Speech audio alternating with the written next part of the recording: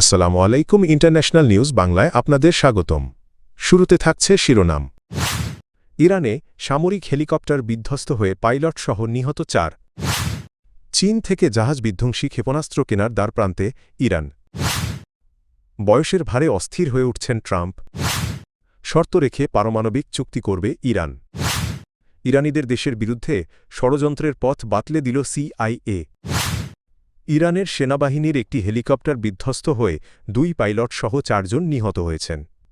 স্থানীয় সংবাদ মাধ্যমগুলো এ তথ্য জানিয়েছে। নিহত অপর 2 জন স্থানীয় ব্যবসায়ী। মঙ্গলবার সকালে ইরানের ইস্পাহান প্রদেশের দোরচেহ শহরে দুর্ঘটনাটি ঘটে। ওই এলাকায় সেনাবাহিনীর একটি বড় বিমান ঘাঁটি রয়েছে। প্রাথমিকভাবে ধারণা করা হচ্ছে যান্ত্রিক ত্রুটির কারণেই হেলিকপ্টারটি বিধ্বস্ত হয়। রাষ্ট্রীয় টেলিভিশনে প্রচারিত ফুটেজে দুর্ঘটনাস্থলে হেলিকপ্টারের ধ্বংসাবশেষ এবং জরুরি সেবা কর্মীদের আগুন নেভাতে দেখা গেছে। ইরান আর্মি এভিয়েশন ট্রেনিং সেন্টারের এক বিবৃতিতে নিহত 2 সেনা সদস্যের পরিচয় নিশ্চিত করা হয়েছে। তারা হলেন পাইলট কর্নেল হামিদ শারভাজাদ এবং কো পাইলট মেজর মোজতবা কিয়ানি। চীনের কাছ থেকে জাহাজ বিধ্বংসী সুপারসোনিক ক্ষেপণাস্ত্র কেনার চূড়ান্ত পর্যায়ে পৌঁছেছে ইরান। বিষয়টির সঙ্গে সংশ্লিষ্ট 6 জন ব্যক্তি এ তথ্য জানিয়েছেন। এই খবর এমন এক সময় এলো যখন যুক্তরাষ্ট্র ইরানের আশপাশে সামরিক শক্তি উল্লেখযোগ্যভাবে বাড়াচ্ছে এবং দেশটির উপকূলের কাছে বড় নৌবহর মোতায়েন করেছে। সূত্রগুলো জানায় প্রেক্ষাপটে তেহরান ও বেইজিংয়ের মধ্যে জাহাজ বিধ্বংসী ক্রুজ ক্ষেপণাস্ত্র কেনাবেচার আলোচনা দ্রুত অগ্রসর হয়েছে। সংশ্লিষ্ট ব্যক্তিদের মতে চীনে নির্মিত CM-302 সুপারসনিক ক্ষেপণাস্ত্র কেনার চুক্তি প্রায় চূড়ান্ত, তবে সরবরাহের নির্দিষ্ট সময় এখনও ঠিক হয়নি। প্রায় 290 কিলোমিটার পাল্লার এসব ক্ষেপণাস্ত্র সমুদ্রপৃষ্ঠের খুব কাছ দিয়ে উচ্চগতিতে উড়ে জাহাজের প্রতিরক্ষা ব্যবস্থা এড়িয়ে আঘাত হানতে সক্ষম। 2 জন অস্ত্র বিশেষজ্ঞ জানিয়েছেন এ ধরনের ক্ষেপণাস্ত্র মোতায়েন হলে ইরানের সামরিক সক্ষমতা উল্লেখযোগ্যভাবে বাড়বে এবং তা মার্কিন নৌবাহিনীর জন্য বড় হুমকি হয়ে উঠতে পারে। বয়স বাড়ার সঙ্গে সঙ্গে মার্কিন প্রেসিডেন্ট ডোনাল্ড ট্রাম্প আরও অস্থির হয়ে উঠেছেন, এমনটাই মনে করেন যুক্তরাষ্ট্রের অধিকাংশ নাগরিক। সাম্প্রতিক এক জরিপে দেখা গেছে প্রতি 10 জন আমেরিকানের মধ্যে 6 জন এ মতের সঙ্গে একমত। এই মত পোষণকারীদের মধ্যে উল্লেখযোগ্য সংখ্যক রিপাবলিকানও রয়েছেন। বার্তা সংস্থা রয়টার্স পরিচালিত জরিপে এসব তথ্য উঠে এসেছে। 6 দিনব্যাপী এ জরিপ গত সোমবার শেষ হয়।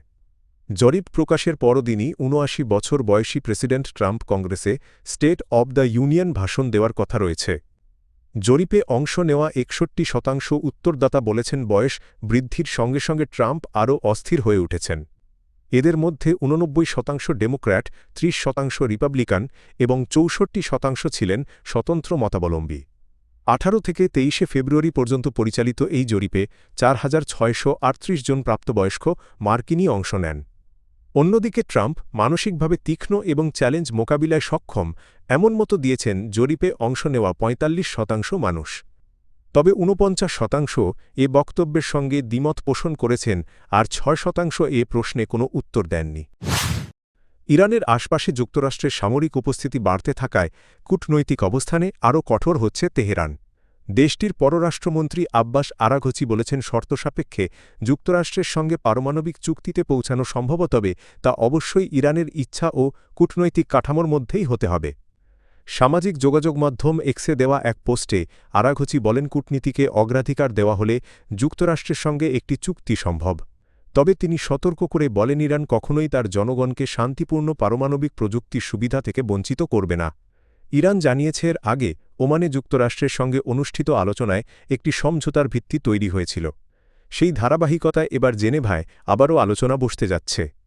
আব্বাস আরাঘচি বলেন খুব অল্প সময়ের মধ্যেই একটি ন্যায্য ও ভারসাম্যপূর্ণ চুক্তিতে পৌঁছানোর লক্ষ্য নিয়েই আলোচনায় অংশ নিচ্ছে তেহরান। নিজেদের অবস্থান পুনর্ব্যক্ত করে তিনি বলেন ইরান কোনো অবস্থাতেই পারমাণবিক অস্ত্র তৈরি করবে না। একই সঙ্গে শান্তিপূর্ণ পারমাণবিক প্রযুক্তি ব্যবহারের অধিকার থেকেও দেশটি কখনো সরে দাঁড়াবে না।